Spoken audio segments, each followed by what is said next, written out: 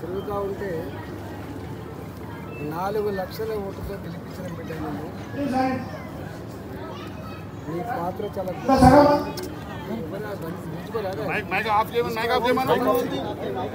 తీసుకోవాలి. మైక్ తీసుకుని రాలేదా? Okay sir.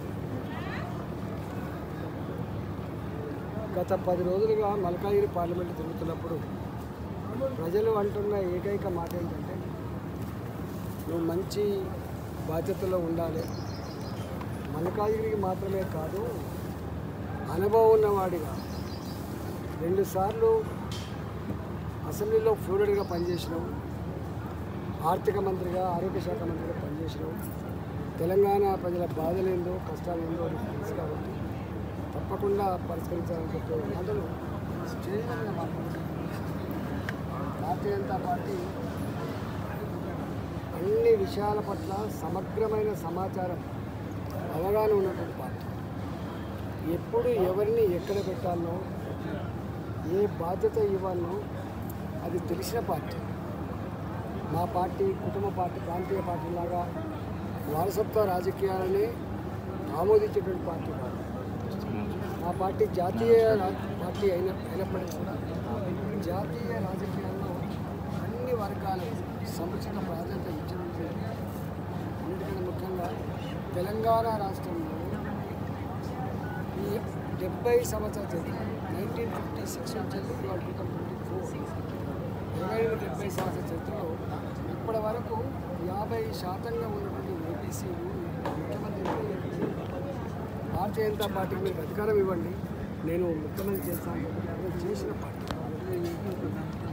అందువల్ల రాబోయే కాలంలో తప్పకుండా మల్కాజిగిరి మంచి సముచిత స్థానం ఉంటుందని చెప్పి విశ్వాసం మా ప్రజలు ఏదైతే వ్యక్తం చేస్తారో మా పార్టీ కూడా అదే అయితే డెఫినెట్గా 35-36% ఓట్లు సాధించి రాబోయే కాలంలో ఏర్పడబోయే ప్రభుత్వం ఇవాళ బీజేపీ ప్రభుత్వం అని చెప్పి సంకేతాలు ఇచ్చిన ఈ సందర్భంలో దాన్ని విజయ తీరానికి చేర్చడంలో, విజయాన్ని ముద్దాడంలో మా కార్యకర్తలు మా నాయకులు ఎరలేని కృషి చేసి ఆ ఆశయాన్ని సాధిస్తామని విశ్వాసం ఉంది.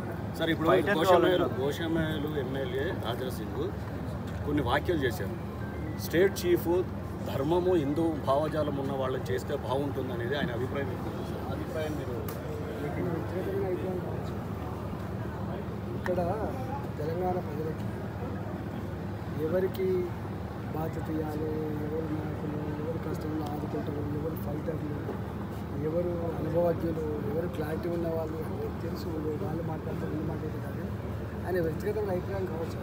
సార్, ఇదొకటి సికింద్రాబాద్ అయితే మల్కాజ్గిరి ఎంపీకి మెయిన్ రోల్ కంటోన్మెంట్లోనే ఉంటుంది. కంటోన్మెంట్ ప్రజల కోరిక, మెయిన్ కోరిక ఏంటంటే ఇది మెర్జ్ కావాలని వాళ్ళ ఆలోచన. దీని మీద మీరు ఎలాంటి కసరత్తు చేస్తారు? మీ ఉనికి ఎలా పార్లమెంట్లో చేస్తారు? ప్రజలే కనుక నా ఉనికి ఏందో, నా మాట ఏందో, నా ప్రశ్న ఏందో ఇప్పుడు ఈ ప్రశ్నతో మీది మొదలవుతుంది. గల్లీలో కొట్టాడు, ఢిల్లీ రాజేందర్ గారు గల్లీలో కొట్టాడు,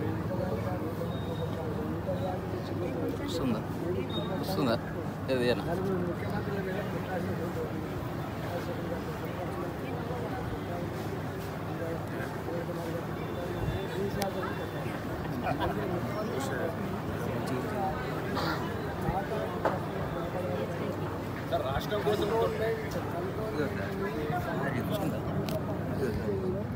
నేనే కీలక పాత్ర పోషించాలని మాట చెప్తున్నాను.